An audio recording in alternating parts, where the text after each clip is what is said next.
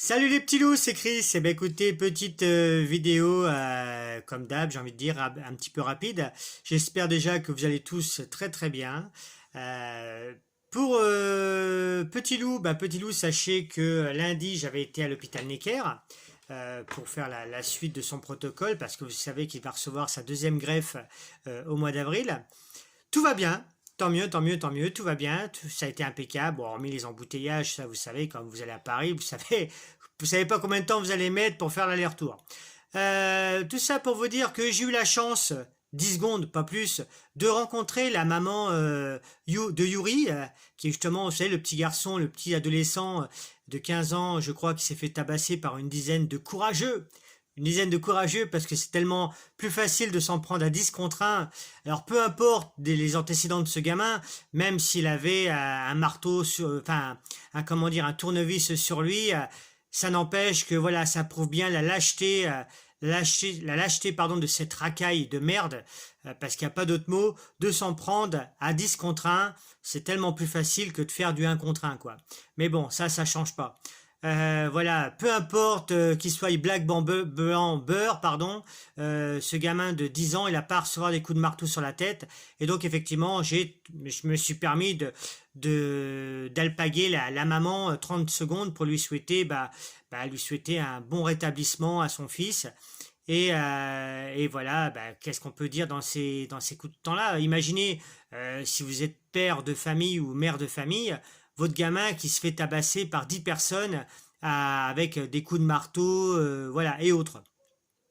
Donc voilà, je lui ai transmis voilà mon sincère courage, et je lui ai dit écoutez, voilà, tenez bon, voilà, vous savez, bon moi j'étais avec Petit Loup, on sortait de l'hôpital Necker et justement on l'a croisé, donc je me suis permis de l'interpeller 30 secondes. Mais bon, cette maman est habituée apparemment avec les interviews sur CNews ou BFM TV, voilà. Voilà. Après, peu importe le passé de la maman, peu importe le passé du gamin, encore une fois, voilà, on n'est pas trop là pour juger. Ce qu'on juge, c'est les faits réels. C'est un gamin, peu importe la race, la couleur ou n'importe quoi, il n'a pas à recevoir des coups de marteau sur la tronche, en plus par 10 courageux personnes. Voilà, ça c'est fait.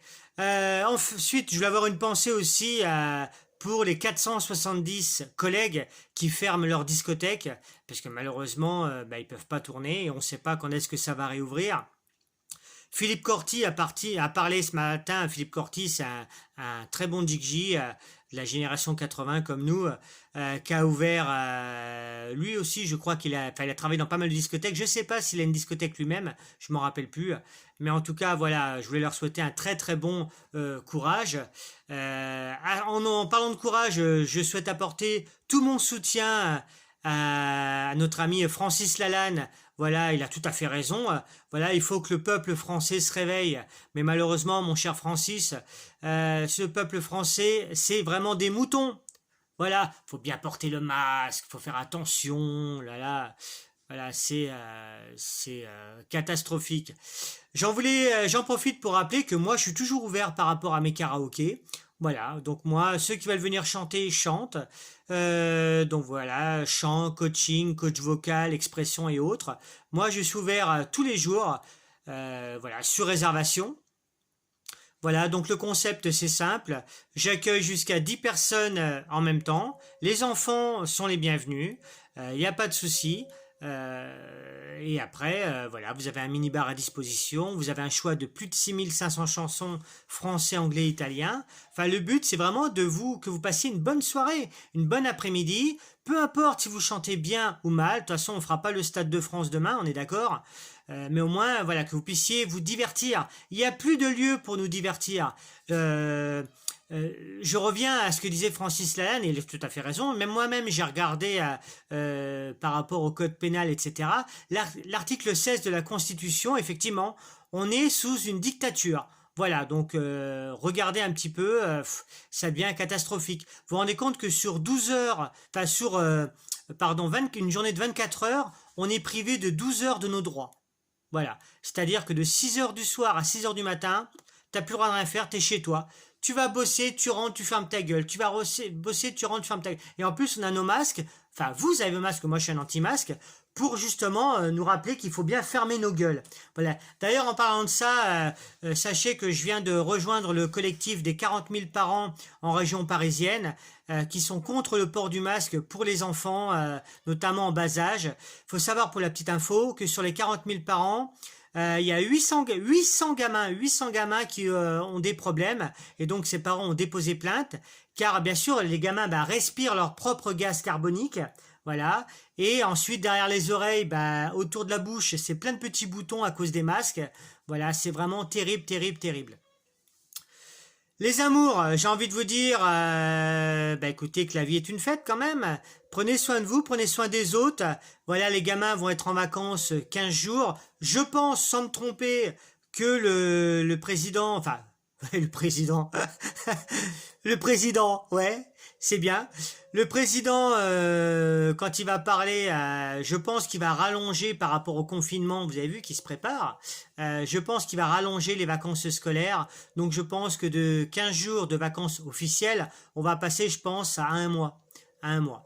Voilà. En tout cas, c'est pas grave, parce que moi, je préfère que les gamins soient avec nous dans la petite fermette, qu'ils soient tranquilles. Alors ceux qui sont venus à la maison, ils connaissent ma maison, donc il n'y a pas de problème.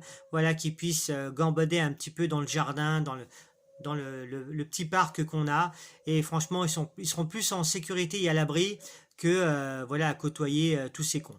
Voilà, tout en sachant que moi je m'étais pris la tête avec une dame à l'école qui m'a dit: monsieur, vous savez, le masque, etc. Ouais. Et j'ai dit: de toute façon, me cassez pas les couilles, parce que moi je les retire de l'école. Et la dame m'a dit: ouais, mais l'école est obligatoire. J'ai dit: ah, non, non, non, arrêtez vos conneries, l'école n'a jamais été obligatoire en France. Seule l'instruction est un droit. Toute personne doit être instruite depuis l'âge de 6 ans jusqu'à 14 ans, tout en sachant que l'année prochaine, bien sûr, ça va passer à 3 ans. Et ça va être rigolo aussi, parce qu'apparemment, j'ai bien, peut-être que je me trompe, et si je me trompe, n'hésitez pas à me le dire. À la rentrée prochaine, ils vont commencer à apprendre l'anglais et l'arabe à nos enfants. Donc ça, c'est bien, ça va être encore une autre paire de manches. Alors pour revenir à la maman, je lui dis: écoutez, vous savez, l'école n'a jamais été obligatoire en France. Seule l'instruction est un droit. Donc nous cassez pas trop les couilles, parce que il se peut que je fasse comme mon frangin, que je me remette dans les bouquins et que je fasse l'école à la maison. Donc voilà. C'est mais les gens, ça se voit. On a été à Paris avec mon frangin, à l'hôpital Necker. Les gens, mais tu les vois dans la rue, les bouchons. En plus, déjà, faut se taper les bouchons. Mais bon, ça a toujours été Paris. Donc voilà. Mais les gens sont vraiment à cran. Sont vraiment à cran. Et là, c'est là que tu t'aperçois que tu es vraiment à la limite. En gros, ça pue, quoi. T'es à la limite de la guerre civile. T'es à la limite de la guerre civile. Ah, tu vois, le téléphone, je travaille tout le temps. C'est à la limite de la guerre civile, et vraiment, il faut que ça s'arrête. Les petits loups, je vous embrasse. La vie est une fête. Prenez soin de vous, prenez soin des autres, et je vous aime. À très bientôt, ciao. Et Mickey Brandt va bientôt revenir, au fait. Mickey Brandt revient très bientôt. Je vois ça, j'ai vu ça avec lui. Allez, je vous aime, je vous embrasse. Ciao.